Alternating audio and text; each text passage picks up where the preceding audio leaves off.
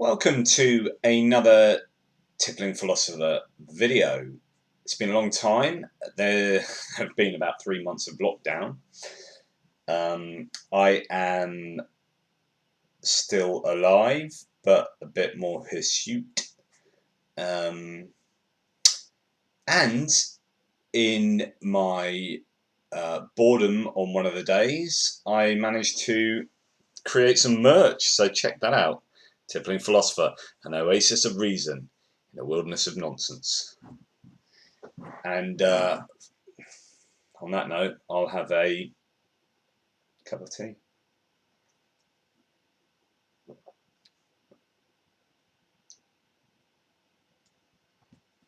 Anyway, yes, so what was I going to talk to you about? Well, I thought I would talk to you about skeptical theism. That old chestnut that keeps popping up pretty much everywhere when you have conversations about atheism and theism. God moves in mysterious ways, aren't we told often? So I'm in a position at the moment, and this is where a lot of atheistic philosophers and thinkers are, I gather, or get to. It's almost a sort of rite of passage where, when considering arguments for and against God, you get to a place where you just think, oh, for goodness sake, right, for me, it's done and dusted. I'm there. I there's nothing more I can say. I've said, so for example, on my blog, I've written something like 3,000 blog posts over time. And that's an awful lot of writing where I've explored all the arguments and I'm pretty convinced of my position. Now, it's not to say that I'm dogmatic and unconvincible out of my position. It's just that I'm really sure of my position now and all the arguments are out there and there's not really a lot else to say because no brand new arguments get developed. And it's so obvious to me and resoundingly conclusive that you kind of lose a bit of impetus, right? So you get a lot of long-term atheist bloggers who kind of just run out of steam. And you wonder why so many people still persist in their belief of theism. And then you realise that the whole enterprise is dependent upon psychology and social machinations anyway. So there's no wonder, the old maxim that you can't reason someone out of a position they haven't reasoned themselves into, and so a lot of religious belief ends up being psychological. It doesn't end up; it starts being psychological in its foundations, right? And I look at the world around me now, and I think, where is God? She sure as hell doesn't look like doing much around here right now, right? And the same for the last 2,000 years. And so, therefore, without any obvious evidence of God, and you get some individual psychological revelations, but all of those can be explained away in many, many different ways. And it comes down to psychology at the end of the day, especially when people have individual revelations or that are Islamic, Christian, Buddhist, whatever the religion you have. I mean, I've had atheistic moments of hysteria before, standing in a crowd watching my favorite band in some kind of ecstasy of just the music and the atmosphere, and actually is very similar to a religious experience. Religious people will probably turn a nose up at such a thing, but it genuinely is. It absolutely sweeps you up and away. So it does get very frustrating that it seems to come down to these social and psychological ideas rather than purely irrational discourse, considering rational arguments. And I think if it did come down to just that, atheism would win. Certainly, I'll talk about that in a second.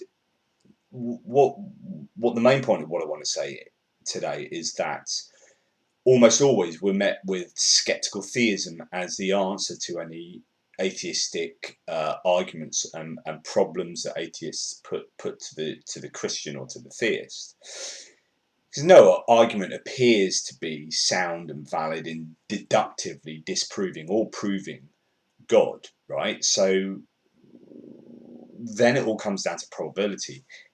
Everything seems to be a case of probability. Take the problem of evil, right? So where you've got an all-loving, all-knowing, all-powerful God that supposedly exists, how can you explain seemingly gratuitous suffering that occurs all over the world by the bucket load, right? And the answer is almost always, well, there could be a reason. It's not logically impossible that suffering and this omni-God coexist. They exist together. And if it's logically possible, so here are a bunch of possible answers that a Christian could believe in, but even if all of these answers are actually insufficient, it doesn't mean that there isn't another answer out there that humans haven't thought of or couldn't even access, right? It's a fallacy that I've referred to before as possibiliter ergo probabiliter. It is possible, therefore it is probable. Well, it could be the case that God might exist, so therefore God exists. All the theist needs is a bit of wriggle room, right? A wedge, a slight chink of light. Probability for them appears to be quite a problematic concept. God moves in mysterious ways. And that, I don't know, to me that's just a massive cop-out.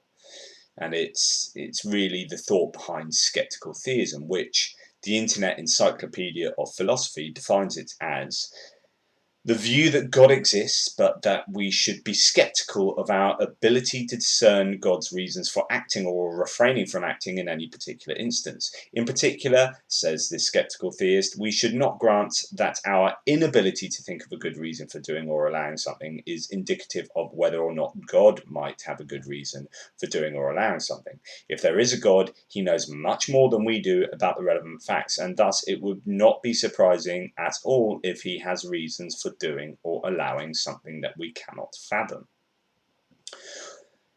So that's how they would define skeptical theism. We can't know the mind of God. We can't possibly know the mind of God. So don't worry your pretty little head and get on with your life in the knowledge that God most certainly exists. So as long as there is this logical get out of jail free card, the theist is all right. They can get by their daily lives believing in God and thinking they've got good, reasonable justification for doing so. But what really gets me about skeptical theism is the idea that we supposedly can't access the reasons that God might have for allowing, in this case, untold amounts of suffering around the world.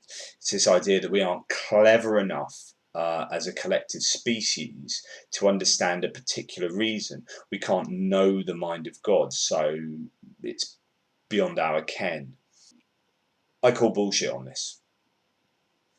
It's not good enough. It's just not good enough to say that we can't know the mind of God, and therefore, if there are no good reasons that are obvious to us, it doesn't mean there aren't good reasons. We just can't know them because they're so complex.